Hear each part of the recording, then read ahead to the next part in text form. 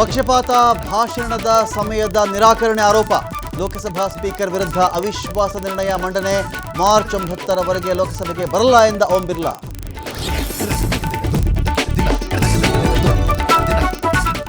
ಸಂಸತ್ನಲ್ಲಿ ಪ್ರಧಾನಿ ಮೋದಿ ಕುರ್ಚಿಗೆ ಮಹಿಳಾ ಸಂಸದರ ಮುತ್ತಿಗೆ ಆರೋಪ.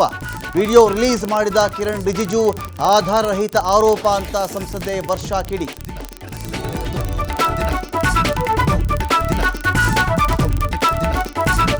ಜಾಲತಾಣದಲ್ಲಿ ಡೀಪ್ ಫೇಕ್ ಎಐ ಕಂಟೆಂಟ್ಗೆ ಕಠಿಣ ಕಾನೂನು.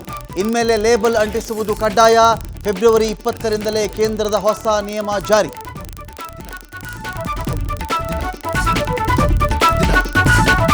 ರೌಡಿ ಶೀಟರ್ ಬಿಕ್ಲು ಶಿವ ಕೊಲೆ ಪ್ರಕರಣ. ಯಾವುದೇ ಕ್ಷಣದಲ್ಲಿ ಬೈರತಿ ಬಸವರಾಜ್ ಬಂಧನ ಸಾಧ್ಯತೆ. ನಾಪತ್ತೆಯಾಗಿರುವ ಶಾಸಕರಿಗೆ ಸಿಐಡಿ ಹುಡುಕಾಟ.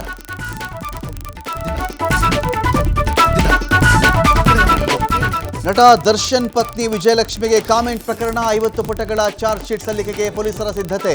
ಜಾಲತಾಣ ಕೇಂದ್ರ ಕಚೇರಿಗಳ ಉತ್ತರಕ್ಕೆ ಕಾಯ್ದಿರುವ ಖಾಕಿ ಪಡೆ.